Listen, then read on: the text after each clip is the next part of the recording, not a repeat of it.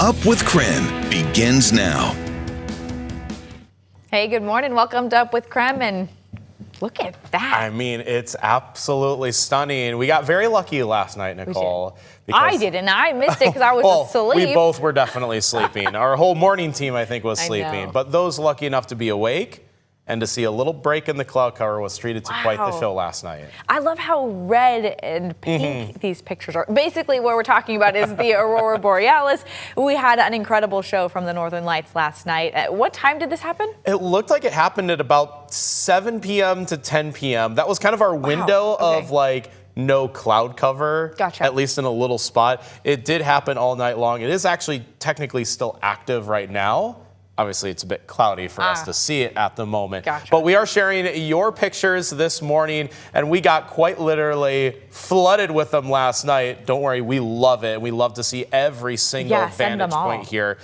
I loved how red it was in particular last night. Okay, Thomas, you had a fun fact about what causes red versus green lights. Can you explain that? Yeah, it has to do with the elements of the air, in the atmosphere. You know, we breathe in oxygen and nitrogen mostly, and it is those atoms that interact with the solar winds, which are interacting with Earth's magnetic field, to excite those atoms and release the light that we see as the Northern Lights. And yeah, it's the different elements that do different colors. And you might remember back in May of 2024, we had a very similar solar storm that caused basically this level of Northern Lights, and absolutely incredible when we get it. That time around, the Northern Lights were straight overhead. Cool. This time you did have to peer a little bit more northward, but it was still incredible. We've seen not only pictures here, but as far south as Arizona and even Alabama was reporting at least a glow in the northern horizon. So that is how strong it was last night. And don't worry, we're going to be showing a lot of pictures through the morning.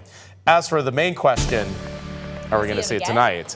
The answer is, well, the solar storm's still active, but there's a lot of cloud cover right now. So if we can fight and wrestle away the clouds tonight, then maybe. But for now, we are tracking rain this morning. A wet start to this Wednesday. Most of the rain still over Coeur d'Alene and northward. We're just getting a small break here in Spokane, stopped at about 5:30, about half hour ago.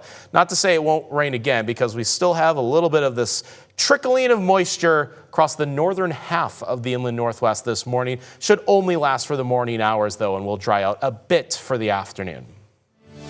Taking a live look at traffic now at I-90 and Freya this morning.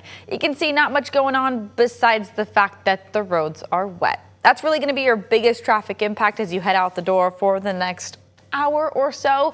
For now, we're not seeing any major congestion or backup in terms of traffic. Well, the longest government shutdown in U.S. history could be over soon. The U.S. House is planning to vote on the bill today. The revised Senate bill funds the government through January 30th, lets people back to work, and guarantees back pay for federal workers.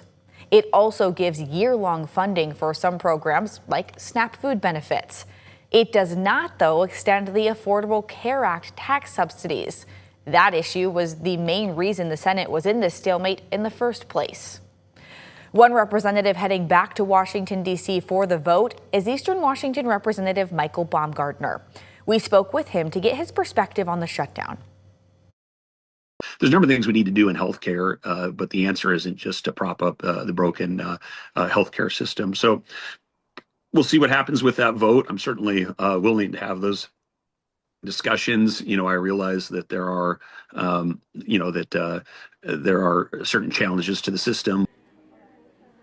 And Senator Maria Cantwell posted on social media. She said, quote, "This bill does not address the core issue that millions of Americans will no longer be able to afford ACA insurance coverage next year." Well, recently, Cantwell shared a breakdown of how much healthcare costs could change in each county. The calculations are based on a married couple with a household income of about $120,000 per year.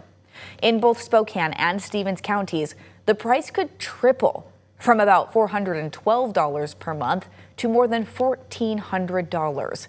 That's almost $12,000 per year. In Whitman County, it could cost more than $10,000 more per year, and Grant County could see some of the biggest increases in the state. Cantwell says prices there could jump from about $262 per month to more than $1,400. If the House passes the Senate's stopgap funding bill and President Trump signs it, that means the government will reopen. But it'll still take some time for things to go back to normal. SNAP benefits could start pretty much right away. That's huge for the more than 40 million Americans who rely on SNAP for food. When it comes to air travel, though, that timeline is still up in the air. The FAA is still forcing flight cancellations because of air traffic controller shortages. I'm concerned that we're not going to have on day one controllers come back into the towers right away. Transportation Secretary Sean Duffy says air traffic controllers would get 70% of their back pay within 48 hours of the government reopening. When it comes to lifting flight restrictions, they say they'll look at data to decide. We don't need to take votes on if we should donate food. We can just go do it. So we decided, hey, let's do it. All right, here locally, one Spokane business is helping by donating some of their profits to our local food banks. Galaxy Paint Solutions say they've noticed people in our community are hungry. The owner of the business has been there and wanted to help.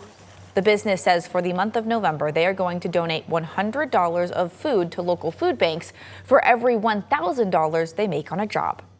We love our community. We grew up here. We're just trying to make sure where the need is being met as best we can. We can only do so much. Now, they hope this brings some security to people who rely on food banks, and they hope others will step up to help if they can. The Spokane County Assessor's Office is giving a warning this morning. They say they have received reports of a person calling people claiming they are from the assessor's office. The assessors say if you get one of these calls, be skeptical, even if the caller ID says it's from Spokane County. One sign the call is a scam is if you get it right after business hours. Remember, never share your personal information over the phone. If you get a suspicious call, call Crime Check and report it. Well, Spokane police arrested a man in connection to a string of armed robberies. SPD says 45-year-old Justin McDowell was wearing a Halloween mask and robbed multiple stores with a shotgun. Between witness statements and CCTV footage, officers were able to find and arrest McDowell in Hilliard. They booked him into the Spokane County Jail for 2 counts of first-degree robbery. He is under a $50,000 bond. It is 6:08. Another look at our weather this morning, where it is still a bit rainy for the region, though definitely warm enough to keep everything as rain and not snow, even at the coldest point of the day. We're at 39 officially in Spokane, but it's still 41 in Spokane Valley. So again, way too warm for snowflakes to even have a chance to make it to the ground. A bit of light rain in the morning hours will slowly trickle away today, leaving us with just a cloudy but honestly a fairly mild day. High temperature of 53 degrees, almost 10 degrees above average for today, and it'll be even more so for tomorrow. So mild but wet weather will be the theme the next 2 days. Last night, a local veteran finally received the recognition he's waited decades for. The annual Heroes Awards night was at the Spokane Club last night. You can see here our own Tim Pham helped MC the event. As a part of the awards, Army veteran John Gilman was presented the Silver Star Medal, the nation's 3rd highest honor for valor in combat. Gilman earned it for his heroic actions during the Vietnam War, where he saved lives under fire. If you want to support Tom's Turkey Drive and get yourself a little treat, this Friday is definitely your day. So this Friday, November 14th, is Tom's Turkey Drive Starbucks Day. If you go to a local Starbucks between 3 p.m. and 5 p.m., all proceeds from drinks will go to Tom's Turkey Drive. It's a perfect way to help fight hunger in our community and get a Friday afternoon pick-me-up.